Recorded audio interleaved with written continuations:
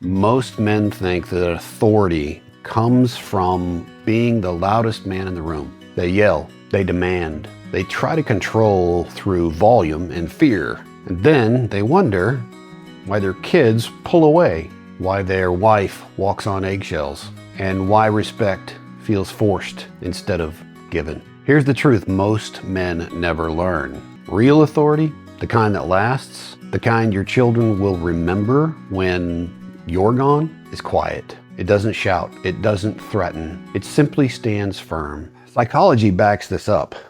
Children that are raised under loud, reactive authority often develop anxiety issues. They're often very rebellious or emotionally just shut down. But children raised under calm, consistent authority grow up with security, respect, and the ability to lead their own lives as well. I learned this from my father, and I'm watching my kids as they live it as well. Some have newborn daughters, some have 7 years old, and so there's a range of responsibility being taught right now by my children. And I want to show you that to build that same quiet authority in your household, then you can do it without raising your voice or trying to intimidate or trying to over-impress, because the strongest men don't need to be yelling to be heard. So real authority begins with self-control. The foundation of quiet authority is really simple. You must first control yourself. If you lose your temper, you lose respect. I get it. Sometimes it's overwhelming. Sometimes it's extremely hard.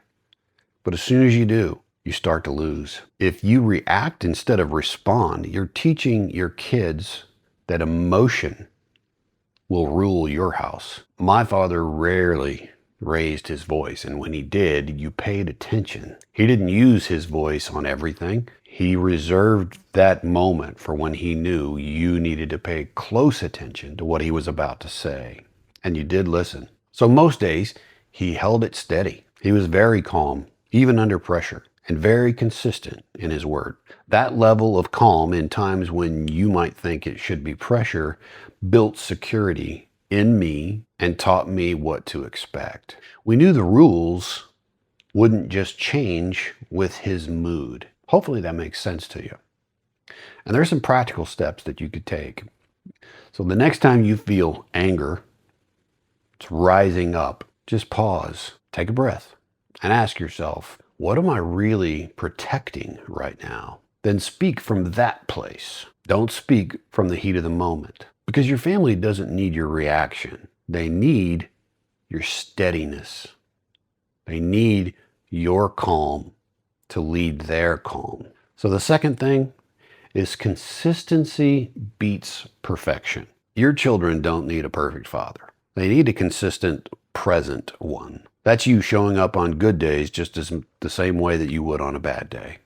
The hard ones. You keeping your word even when it's not convenient, even when it's going to take extra steps. You follow through on all of the small promises as well as the big ones. So my kids are doing this right now. It's fun to kind of see those things happen in their life. It makes me proud, right? A couple of them are exhausted because they've got newborns and they're still waking up in the middle of the night to handle things, right? But they still show up steady, same tone, same presence, and obviously the same boundaries, creating these rules for their life. That very consistency is building deep trust in their family. Your kids will feel safe when they know what to expect from mom and dad. So here's a practical step. Just pick one small thing this week. A bedtime routine, a mealtime prayer, or maybe just a Sunday walk, and protect it like it matters, because it does. Third thing you can do, obviously lead by example.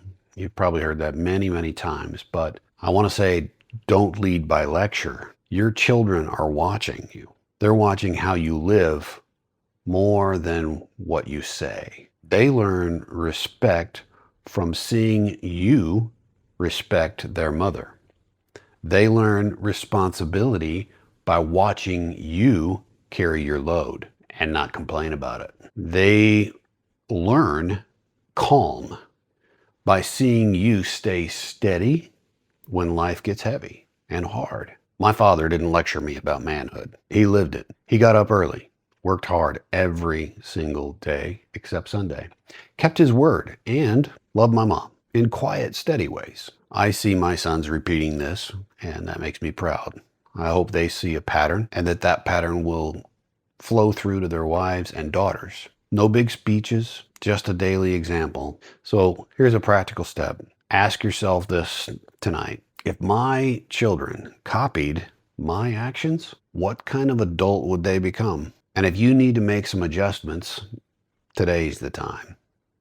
Don't put it off. Remember, quiet authority doesn't come from being the loudest voice. It comes from being the steadiest. It's built in the small little moments when you choose calm. It's consistency over convenience and presence over perfection. Your children will remember how you made them feel safe. Fathers out there, the world needs more quiet resilience and quiet strength desperately. So comment on the way that you're going to move forward. How are you going to practice quiet authority this week? Get grounded, lead steady, step by step, stone by stone. We'll see you next week.